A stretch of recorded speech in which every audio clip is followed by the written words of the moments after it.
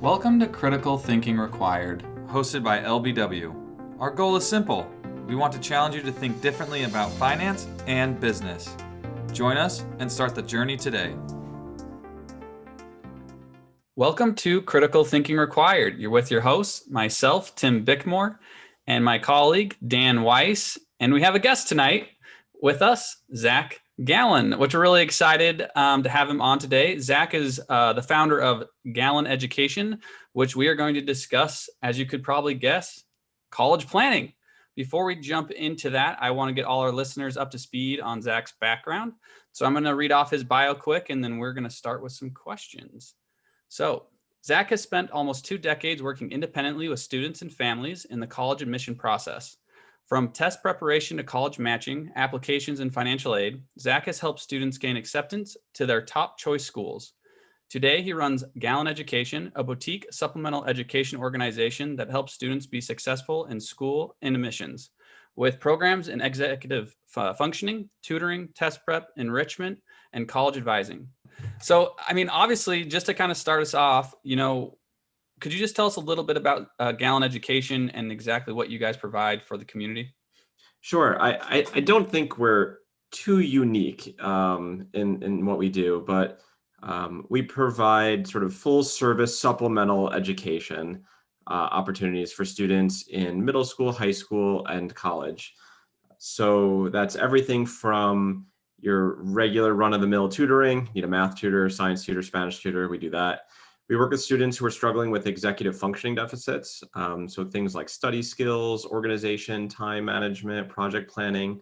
So we got that piece. Interestingly, we have kids in middle school, high school, and college who struggle with those skills.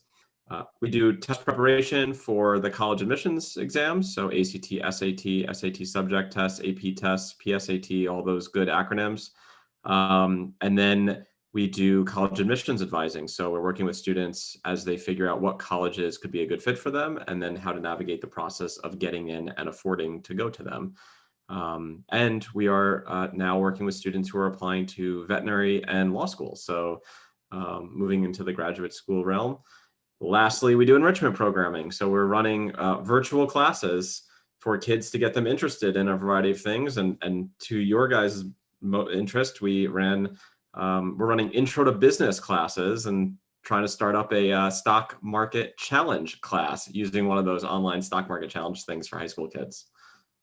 So essentially, you're pretty full service then. You run all the way from high school all the way up to graduate, a litany of different services. Is that pretty much? Am I right in saying that? Yeah, and we're based here in Madison, Wisconsin, and we have presence in New York and South Florida and Milwaukee, though we work with families all across the country. I think the idea is, from a business perspective, we want to work with families over the course of 15 years and not have to work with them for 2 years and then find another family to work with. It's, just like college search is a matching process, we think sort of who's helping you with in education is a matching thing. And so the relationships matter. Interesting. So, for us, when we're working with a lot of our clients, we have plenty that are starting to plan for, their children's college when they're born. We have some that are in the process of having their kids almost go to college. We have some parents that have kids in college. So for us, we get a lot of questions, obviously, from the financial perspective, FAFSA, all that fun stuff. What do the loans look like? But for you, how do you best prepare for your child to enter into an institution of higher learning? Like, what can you give to parents based off your experience thus far from all the work you've done? What's the best way to get them prepared just to get into college? I'll also add too that we've got plenty of adults, no longer kids, still paying for college. It's a big question, and it can take different turns depending on how old the student is. But in our work, most frequently we get kids nearing the end of their high school experience, and so they're in that college search process.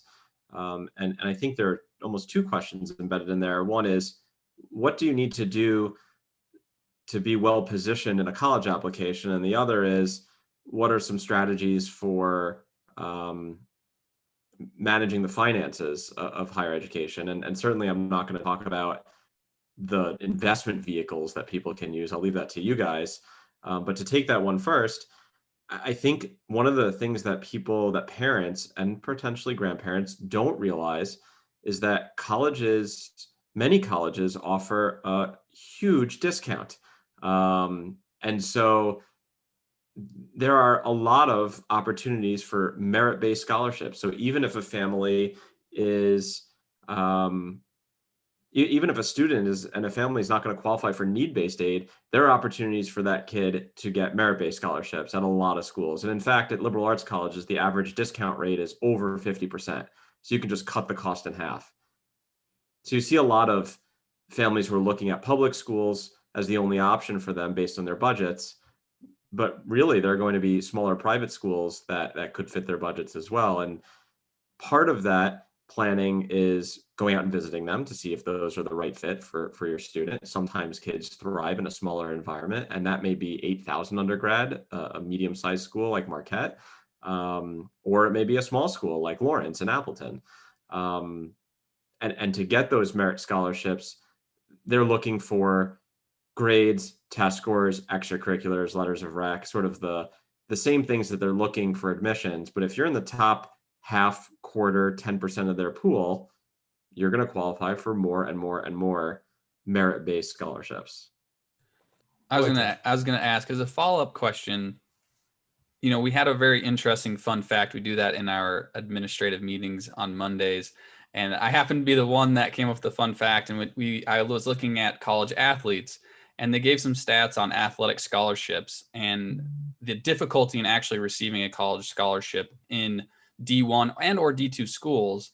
Do you feel there is more, obviously, of an opportunity from a merit-based perspective relative to an athletic scholarship? Oh yeah, I mean the numbers are, I'd have to look them up, but the numbers are much different if you were to compare scholarship eligible D1 and D2 athletes versus kids who play on D3 varsity teams, and Division III teams cannot offer athletic scholarships by NCAA regulation, but they can offer merit scholarships. So we see a lot of students who are decently talented academic students who are also talented athletes go to D3 schools and get, I'm doing air quotes, merit scholarships.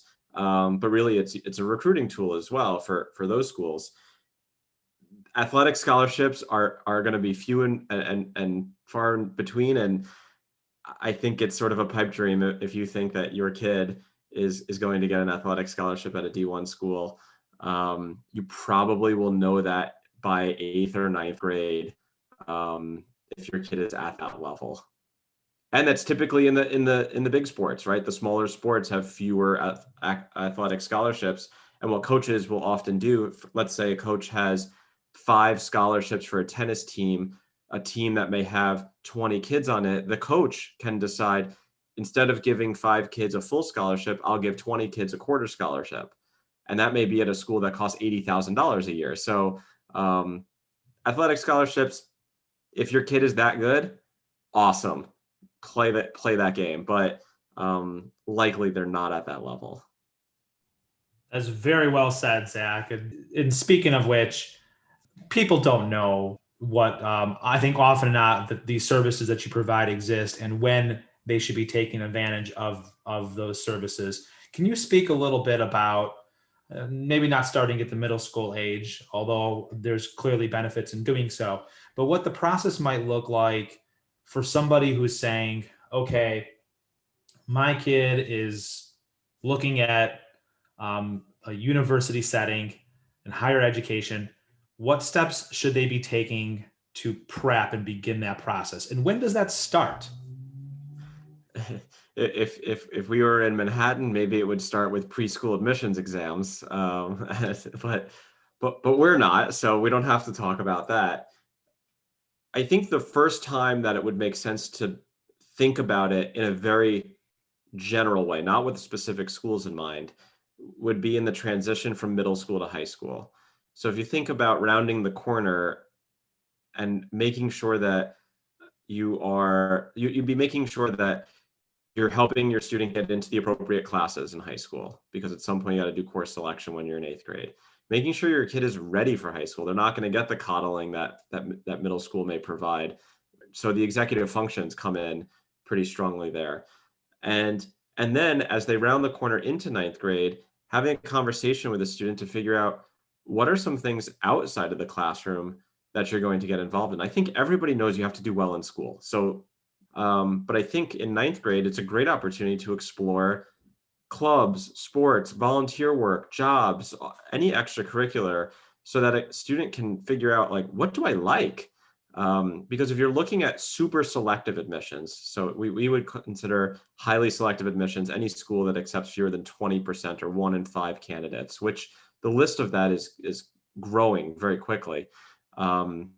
Those kids need to have a spike of some sort. They need to have an extracurricular that they've accomplished on a regional, state, or national level. You can't get there if you start in junior year. You have to figure out, you have to have at least have a taste of that thing in freshman year. But even if you're not gunning for that super selective school, it is important to just get involved in freshman year. The list then goes on. So you've gotten involved in freshman year, you're doing well in school, you're choosing classes for 10th grade or 11th grade or 12th grade now that we're moving on in high school. You need to be choosing more and more and more rigorous courses as you progress through school. Many would look at honors classes or AP or IB classes as a way to increase rigor.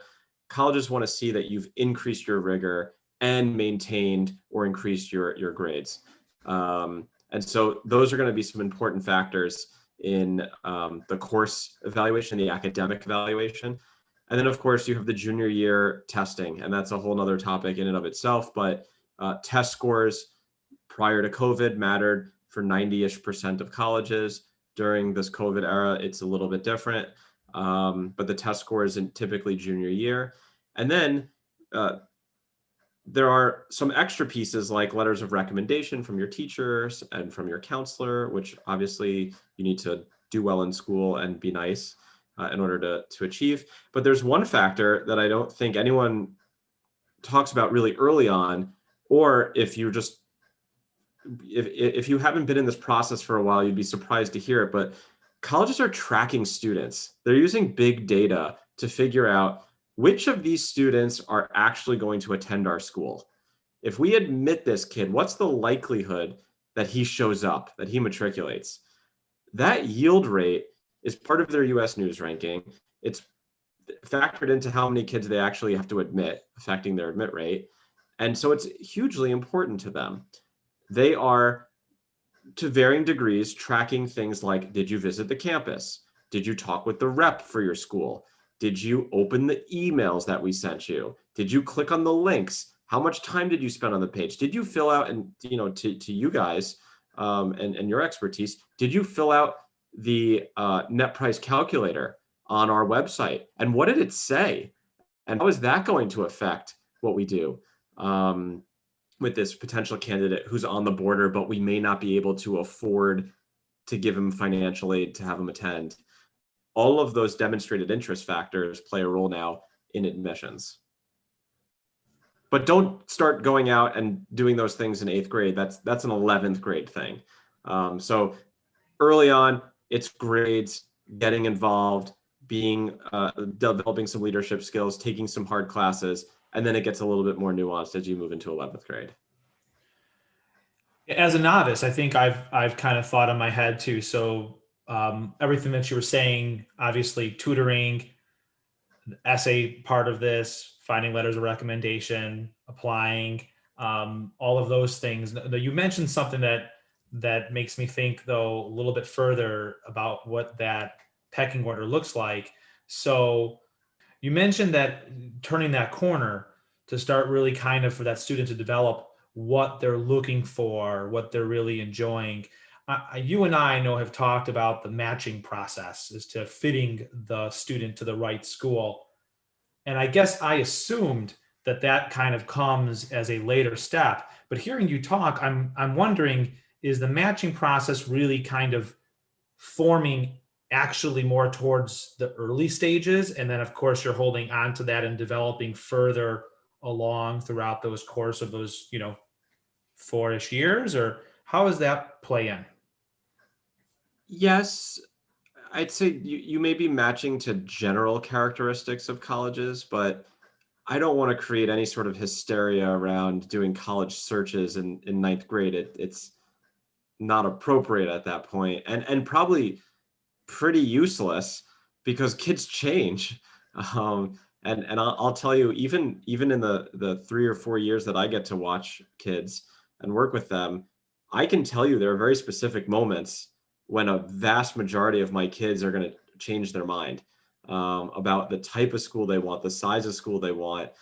Kids come into their own sort of metacognition at different times. And so a kid who wanted to go to a big state school and root on that, big SEC or Big Ten team may realize in junior year or early senior year that, oh, actually, I'm not going to learn anything in a lecture hall of 300 kids. Like, I need to be in a smaller place. And maybe if I'm in a city with a professional football team, that'll give me my kicks for that spirit kind of thing. We wouldn't start it early. And I think, Dan, in many other countries where students get tracked to professions or to vocations, it is important to start that matching process early. But in the US, we give a lot of flexibility to our kids in terms of changing their majors and deciding to move around things. You can start as a STEMmy kid, which a lot of kids are, if you have a parent who's a doctor and you always say you want to be a doctor, and then all of a sudden you become fascinated with ceramics and sculpture and you want to become an art major, you can do that. You can change. And you can still go to the same college. You don't have to go to a different college or follow a different application process. And that's very different in foreign countries where you apply into the vocation that you want to be as an undergrad. This is very interesting, and I think when we get a little bit further down, I have some follow-up questions regarding the big data. That's a fascinating comment in itself. But if we were to take a step back and we were to start just from, let's say, ninth grade, to be honest, when I was going through the college, my college experience getting to college was nothing like probably what you provide, because I kind of fell into college, to be completely honest with you. But overall, what does the process look like starting from ninth grade and then moving all the way up into, 12th grade, going, first year into college? Do you suggest, for example, gap years, or is that more just kind of subjective towards the student and what their likes and wants are? Could you just kind of walk us through grade to grade what you kind of prep for? So I guess ninth grade is really do well in school and explore extracurriculars. 10th grade, pick a couple extracurriculars to go more deeply into, take some harder classes, do some cool things over the summer. 11th grade is sort of when it hits the fan. That's the point where you need to be building relationships with teachers who are going to write your teacher recs. That's when you're going to be taking hard classes and still have to do well in them. That's when you're going to be in a leadership role in your extracurriculars, right? Like earning a leadership role in the middle of senior year isn't going to help because, as I'll talk about in a second, your application's already in. And then there's testing, which typically we push in junior year because that's when colleges are looking for those test scores. So there's preparation for ACT or SAT that happens in junior year. With testing, I should also put in the caveat that if you're looking at those highly selective schools, there are other tests called SAT subject tests, or SAT 2s as they used to be called, and those can be taken a little bit earlier, but that's not mainstream. Then as you round the corner into senior year, I'd say the summer before, maybe even the spring of junior year, you've got to have like a list of potential colleges that you're thinking of applying to, and it's time to start those applications. Each of those schools is going to require that you write a number of essays. So starting writing those essays in the spring or summer preceding senior year. We got to be looking for scholarships. We have to build a list of colleges that may have some schools where we know that you're going to get in and get a scholarship, some schools that we know you're going to get into and not get a scholarship, some schools where you're going to be reaching to get into. And then as you move into the fall of senior year, there's a lot of managing. There's a lot of to-do lists, a lot of task lists, making sure that you've sent in your applications, making sure that you've gotten your teacher recommendations, sent in your test scores, sent in your transcripts. and making sure that your applications are complete. Then come decisions, then come financial aid and merit scholarship packages. And then by May 1st of senior year, you have to make a decision of where you're going to go the following year. That obviously leaves out the idea of a gap year. Our strong recommendation is that kids go through this college admissions process in senior year of high school, figure out where they're going to go for college, and then ask the college to defer for a year so that you can do a gap year program. What we have seen is kids, we have a number of kids where the parents say, my kid's not ready for college, and so we want to do a gap year.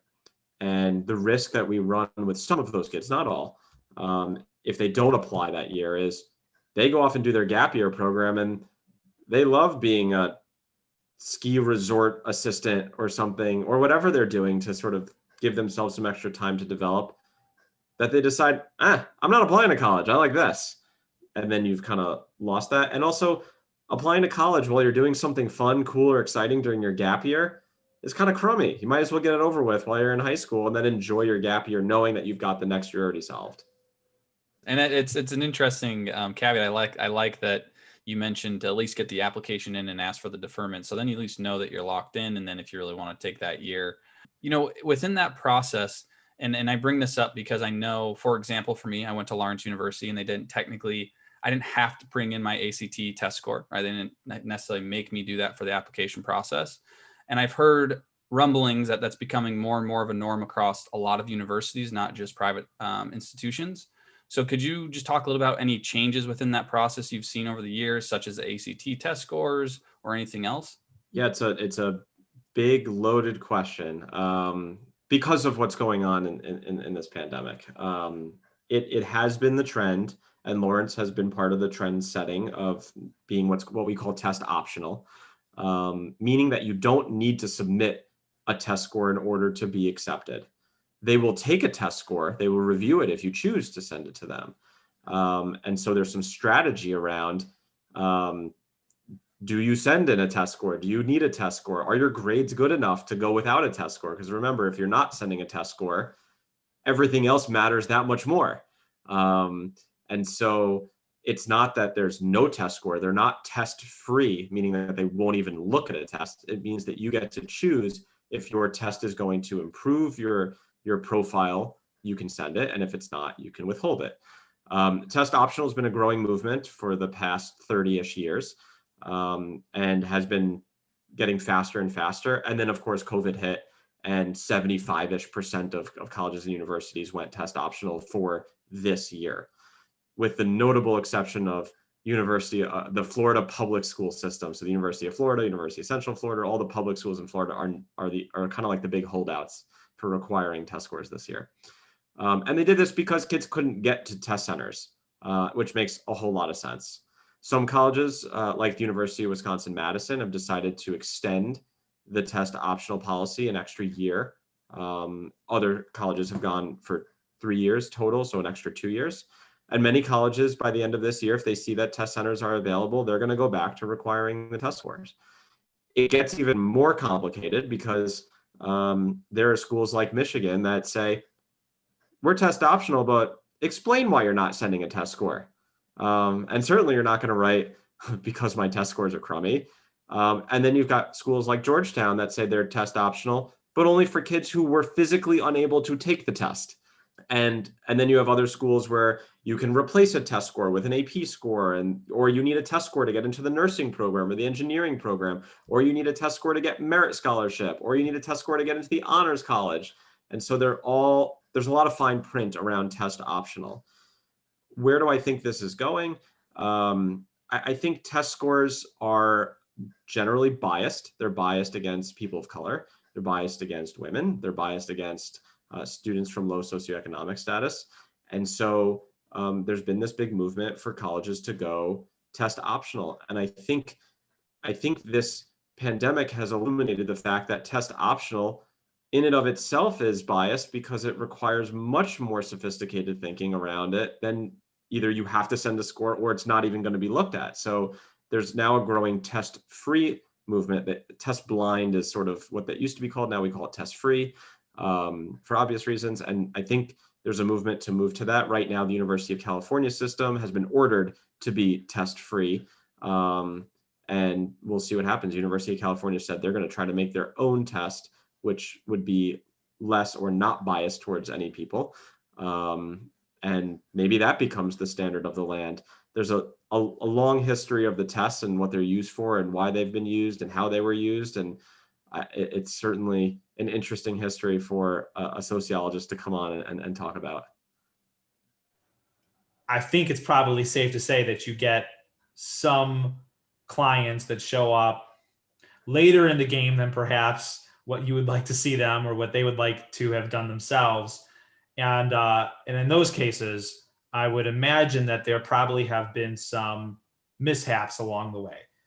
Could you speak to perhaps maybe some of those mishaps by the time they might get to you, and some of the efforts that are needed to correct those situations, some of the more common parts? I can give you some funny ones at the end too.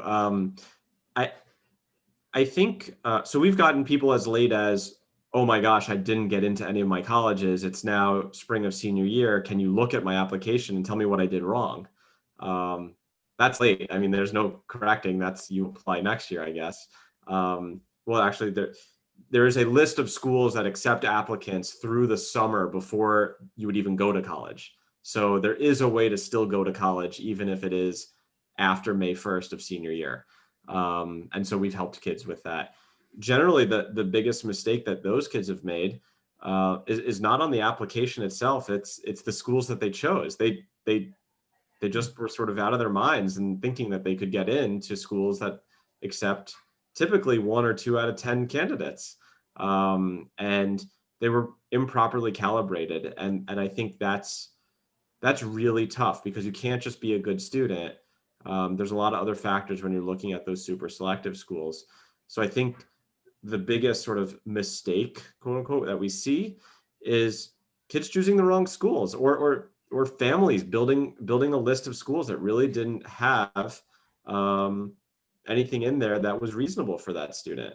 And if you were to go even later to some of our transfer kids, families who come to us asking us to help with transfer, their biggest mistake, that they made a mistake too. And likely it was because they didn't really think about what the college list should be. They picked schools that they've heard of or that they knew or that had good reputations in their community, and they neglected all the other amazing schools that are out there or the kids' learning style. So I think you can't really, it's hard to mess up if you take time to think about what colleges are going to be the right places for my kid. And if you spend some time thinking about that in junior year and coming up with a reasonable list of schools, your student's going to go to one of them and be happy. Generally, kids are happy at college.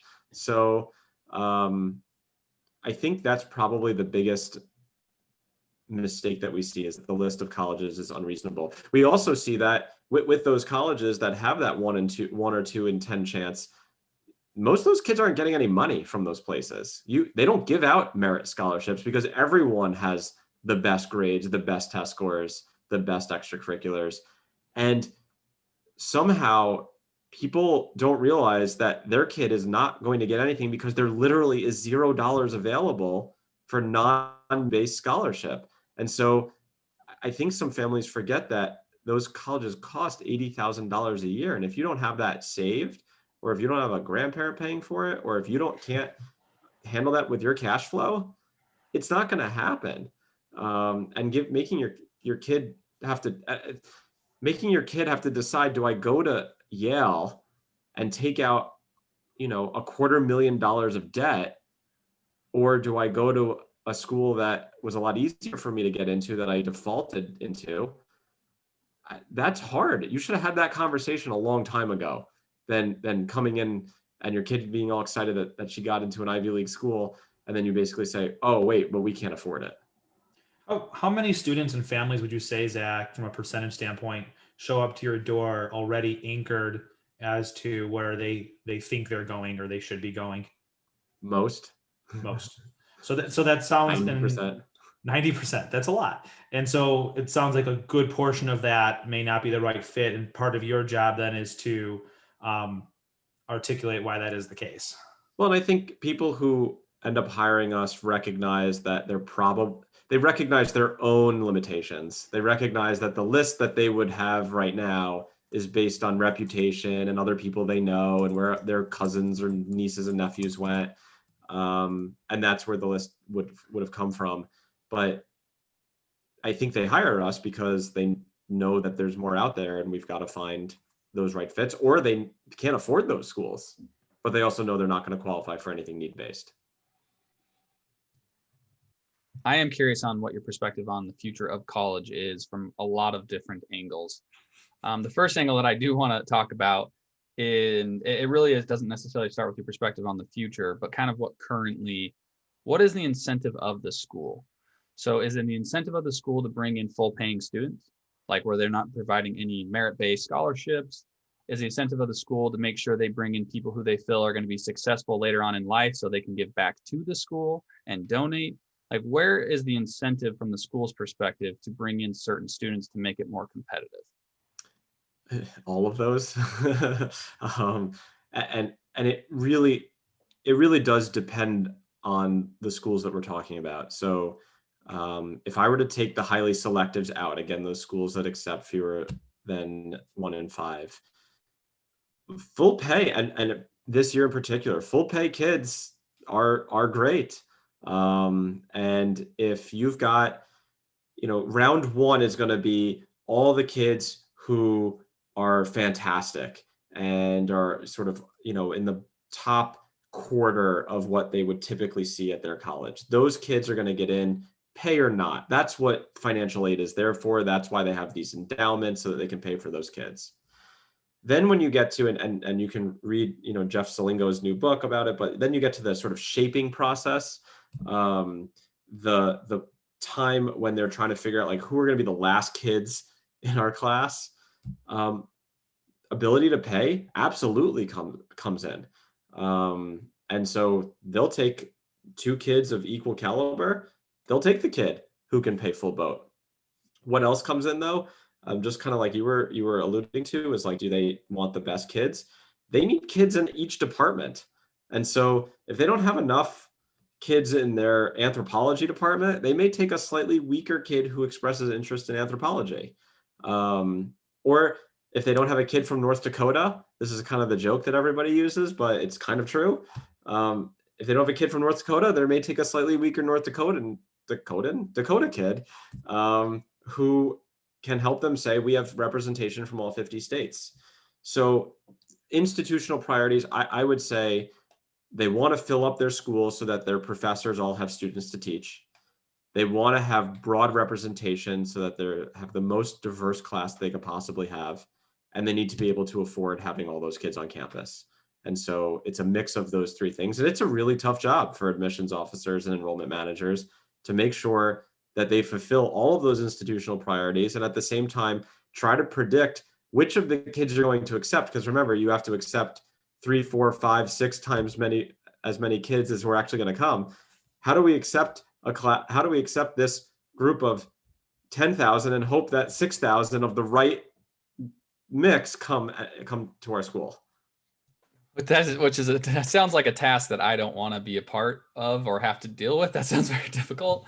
It's dehumanizing too, right? Like, yeah, this is all data, right? Like, they're just looking at data, and it takes away the whole sort of component of human interaction. I bet, Tim, when you were applying to Lawrence, and Lawrence, I would argue, is still like this, you probably had a personal relationship with an admissions officer there.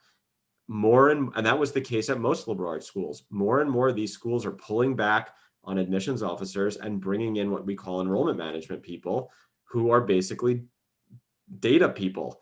And they try to figure out, based on numbers and demographics, like who's going to show up and be there. So with the big data situation, I mean, obviously the biggest thing from our perspective with the future of college is the increase of cost.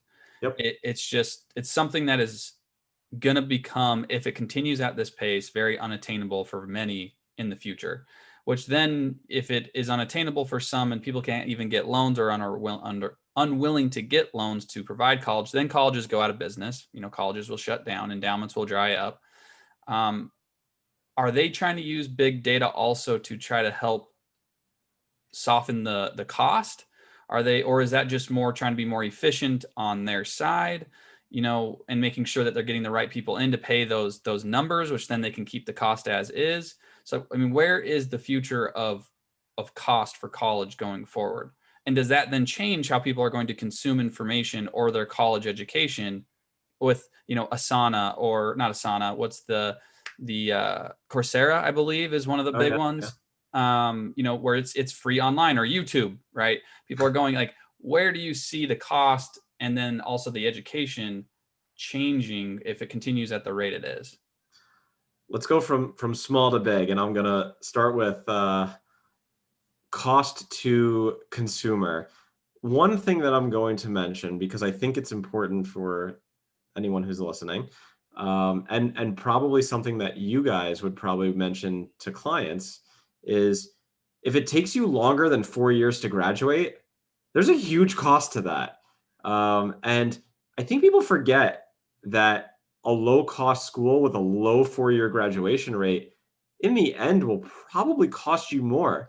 And that's because, tuition, room and board, lost wages, that I think everyone forgets to factor in. If you weren't in college, you would be working that year. And then if you want to be sort of an actuary, you would, compound your future wages if you were to increase at 5% a year. And just like your savings, if you skip year one, you lose all the compounding interest on that money.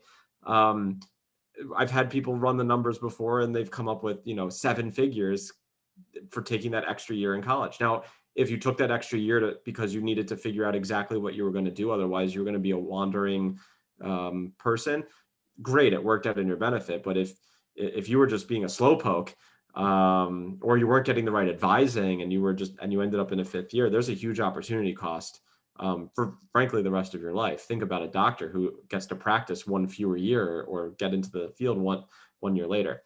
So I think that's something to keep in mind when we're talking about cost. But then the bigger question of, so where is this all going? Costs are going to continue to rise. There are, there's royalty overseas and wealthy people. There's wealthy people everywhere. And so the cost will still continue to go up, whatever it is, 4 or 5% every year, maybe even more. And that will be because people can afford it. There are people who can afford full price at all of these schools. And then they build up these endowments with donors to try to bring in diverse kids who can afford very little or nothing. What I think is going to continue to happen, and this is already happening, is there's going to be this sort of donut hole for middle income families who don't qualify for need-based aid, but certainly can't afford full price.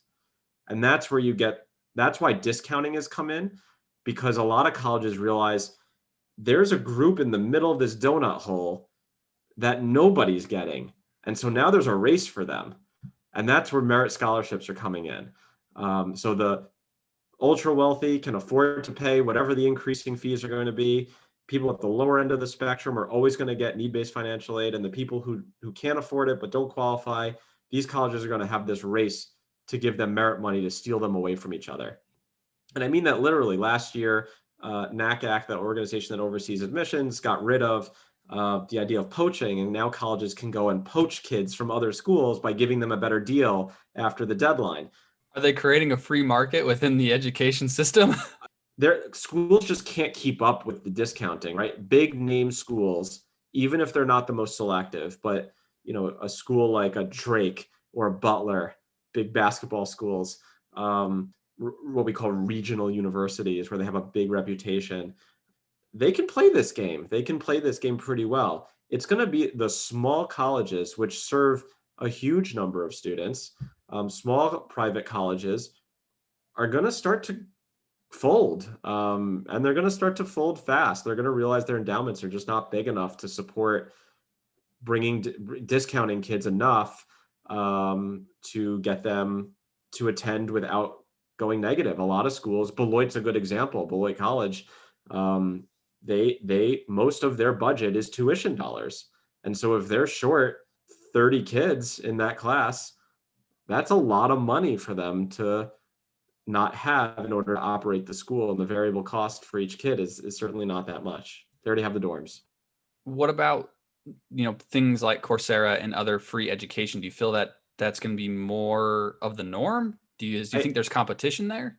So I think, in the market that in the demographics that we serve, you and I think the college degree from the named school that someone recognizes is always going to need to be there.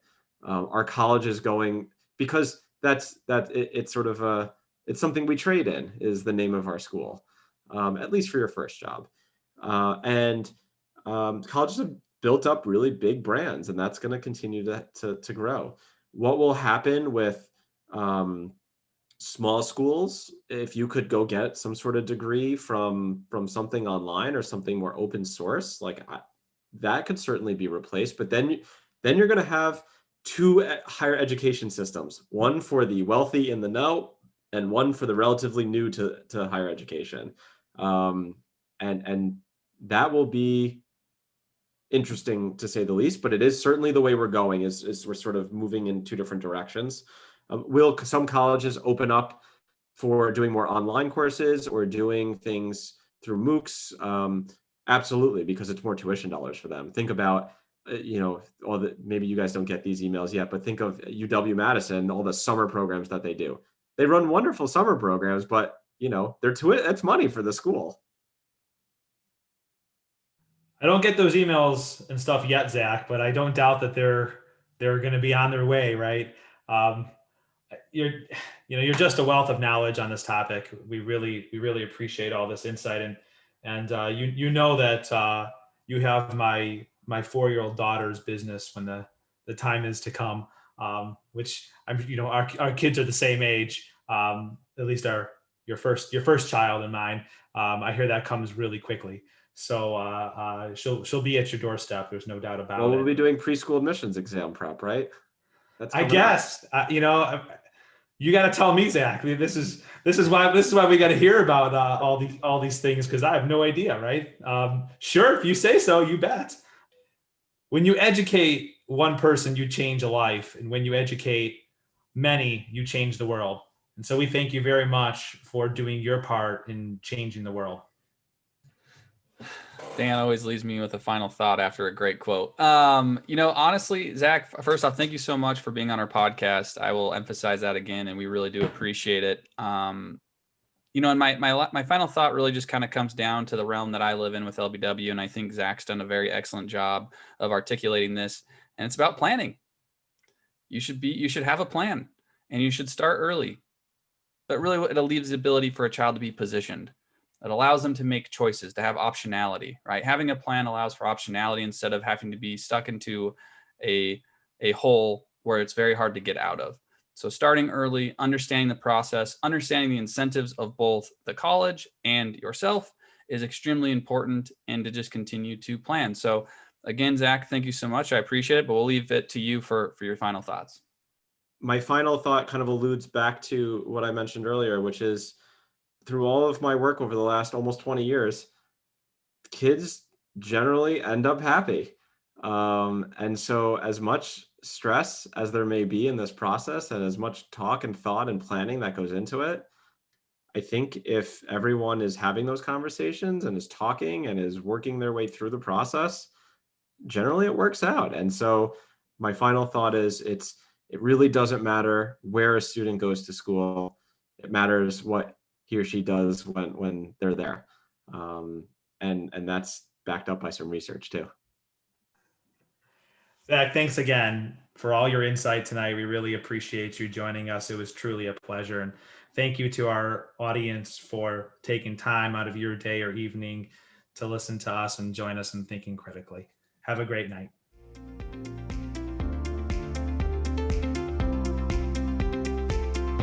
Thank you for taking the time to start your journey of thinking differently and listening to LBW talk about stuff they love.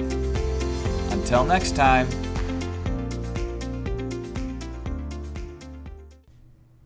The opinions expressed in this program are for general informational purposes only and are not intended to provide specific advice or recommendations for any individual. on any specific security, on any specific broker-dealer or custodian. It is only intended to provide education about the financial industry. To determine which investments, broker-dealer, or custodian may be appropriate for you, consult your financial advisor prior to investing. Any past performance discussed during this program is no guarantee of future results. As always, please remember investing involves risk and possible loss of principal capital. Please seek advice from a licensed professional. All opinions expressed by podcast participants are solely their own and do not reflect the opinion of Leach, Bickmore, and Weiss Wealth Management, LLC. Leach, Bickmore, and Weiss Wealth Management, LLC is a registered investment advisor. Advisory services are only offered to clients or prospective clients where Leach, Bickmore, and Weiss Wealth Management, LLC and its representatives are properly licensed or exempt from licensure. No advice may be rendered by Leach, Bickmore, and Weiss Wealth Management, LLC unless a client service agreement is in place.